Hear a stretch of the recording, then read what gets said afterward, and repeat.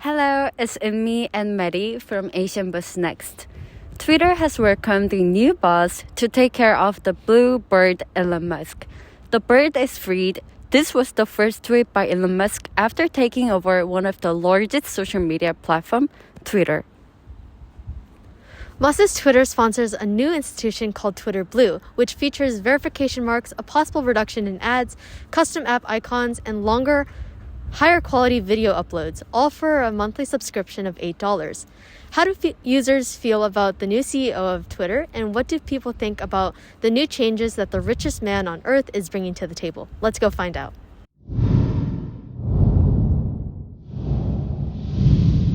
Did you know that Elon Musk has taken over Twitter and has become the new CEO of Twitter? Yeah, I was pretty well informed about the whole thing, like from the beginning of the saga. Yeah. Musk proposed a new feature called Twitter Blue, where anyone can have a verification checkmark if they pay an $8 fee every month. Now that the verification marks are being charged, some popular celebrities are complaining because it kills the value of the blue verification checkmark, and now they're required to pay for it. As an avid Twitter user, what do you think is the significance of a verification mark, and is it worth $8? I don't know if it's worth $8, but I mean, if people have a demand for it and the company can make profit off people wanting to buy that blue check mark, then I don't see why they shouldn't exploit that. But yeah, it does take a lot of the value away. Like, I want to look for like a popular person, like an artist or something. It's going to be more difficult finding their actual account. So I can see a little bit of the discretion in that. I think that the importance of the Twitter mark is kind of like, it symbolizes obviously the growth of a lot of like Twitter users, because the Twitter crowd is a lot different from the Instagram crowd. So if you're familiar with like Instagram, you get a lot of followers, and depending on who you are, you might get the verification mark, and then at that point I believe you get paid for your promotions, but it's usually after a certain amount of like followers and things like that. And with Twitter, I feel like it's a lot harder to get followers. And just the range of people that you're dealing with on Twitter is very vast and very different from the people on Instagram. So I think by just killing that completely and just like, oh, you just pay for it and then you get the blue mark, it's like, oh, well, I guess you lose the clout aspect, but then it's also like you kind of lose the, like, I guess, the genuineness of building your follower base until you get to a certain point where people kind of know you and then you receive the verification mark. So it's a double-edged sword. Elon Musk has been criticizing the complainers of Twitter Blue by making memes, and I'll be showing you those memes today. Now, if you could just read them, please, as we go along. To all complainers, please continue complaining, but it will cost $8. Trash me all day, but it will cost $8.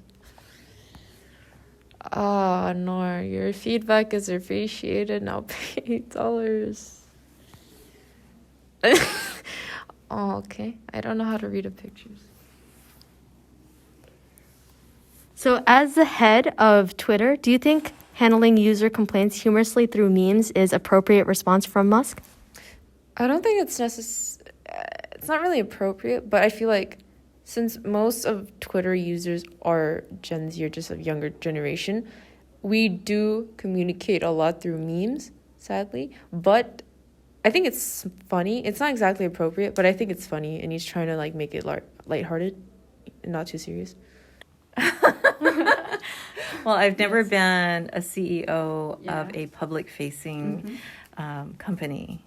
And so because my relationships with my clients have always been very private, I think using humor privately, if you know the client, can be effective. Publicly, I think it could be tricky, and I'm not sure. I don't know what Elon Musk's purposes were. Yes. So to determine if something's effective, you have to know what he was trying to accomplish. So I feel like I can't really relate to it. 이 밈뿐만 아니라 일단 사회적으로부터 부정적인 시선을 받고 있는 머스크의 또 다른 행동이 있습니다.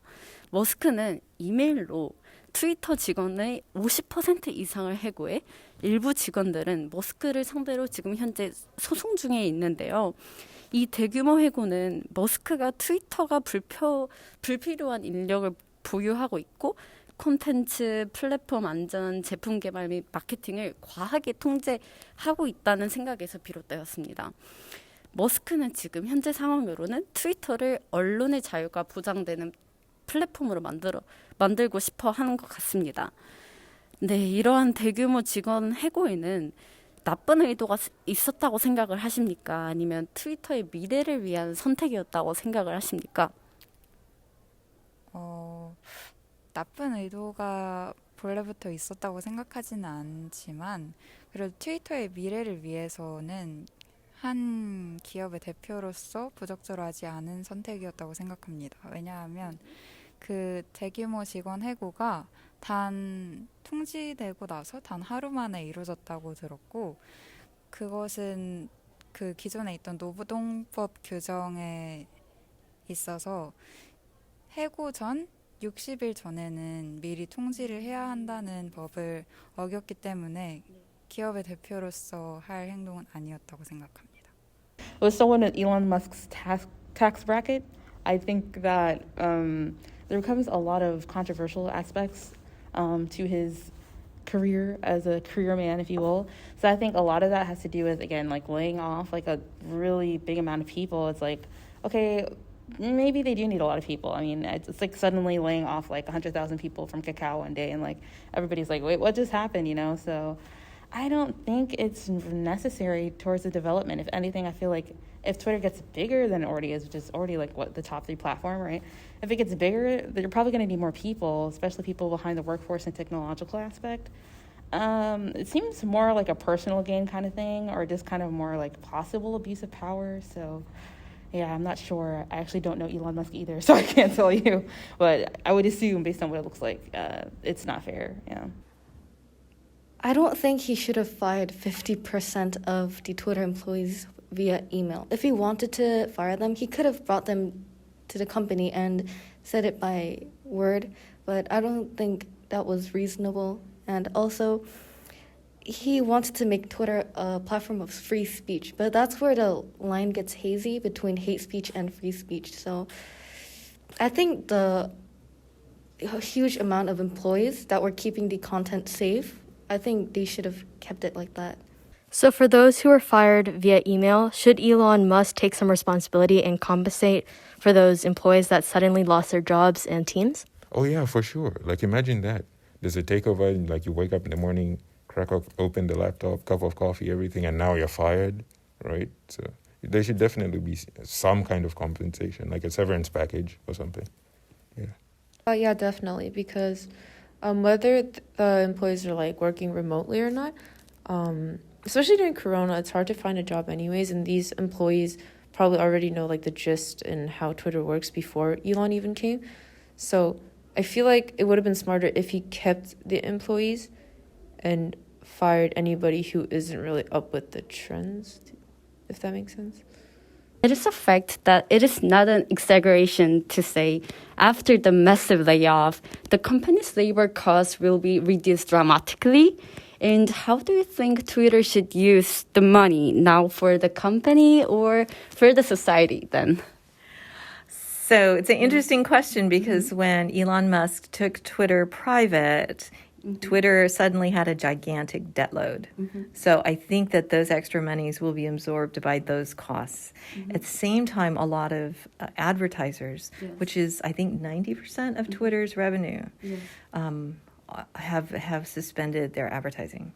So I don't think there's any excess money to be used. Yeah. I think because Twitter is a free app, so they use ads to make money off the app. But with the amount of money they have after firing the employees, I don't think Elon Musk would use it in a way that would help the app or the society.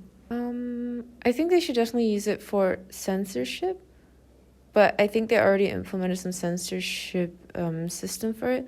But there's definitely a lot of like children on Twitter as well, and I kind of feel like there's a lot of inappropriate and almost racist things a lot on Twitter. So I kind of feel like they should put in the money to do some like data tracking and like more censorship. Okay, so it's a fact that Elon Musk is taking full control of Twitter and is now responsible for the reputation of the company. The Twitter Blue institution and massive layoffs of employees were all decisions made by him. Do you think his leadership is a good business strategy for Twitter, or do you think it should change? I know from seeing how Tesla operates and how SpaceX operates, it's Elon utilizes like a trial and error type of thing. So I'm not surprised to see him doing all this crazy stuff at the beginning, especially. But I mean, it's worked for him, right? Tesla is crazily like valuable, right? Likewise, the SpaceX are now working like on official government contracts. So as a business strategy, maybe I wouldn't use it, but I can see how it works for him. So yeah, I it's hard to answer that question, but I guess time will tell, right? Yeah.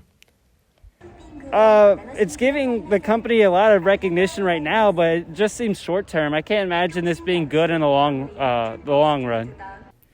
일단 그의 리더십이 그 트위터의 미래를 위해서 그리고 트위터를 위해서 좋은 전략이었다고 생각하지 않습니다. 왜냐하면 그 대규모 직원 해고로 인해서 많은 이용자들뿐만 아니라 직원들 그리고 그 트위터를 알고 있는 다른 유저분들에게도 부정적인 인식을 심어주었고 그리고 또 블루마크를 유료화함으로써 이용자들에 대한 불만족을 샀기 때문에 네, 좋은 전략이 아니었다고 생각합니다.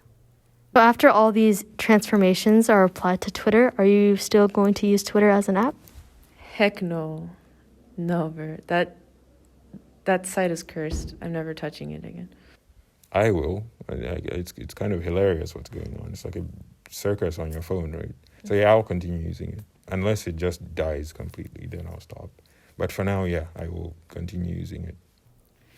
아니요. 일단 매달 8달러라는 돈을 내면서 굳이 트위터를 이용하고 싶지 않고 그리고 이제 기존 머스크가 얘기했던 밈에 따르면은 차라리 한 달에 한 번 그렇게 자바치 프라푸치노를 사 먹으면서 저의 행복을 위해서 투자할 것입니다.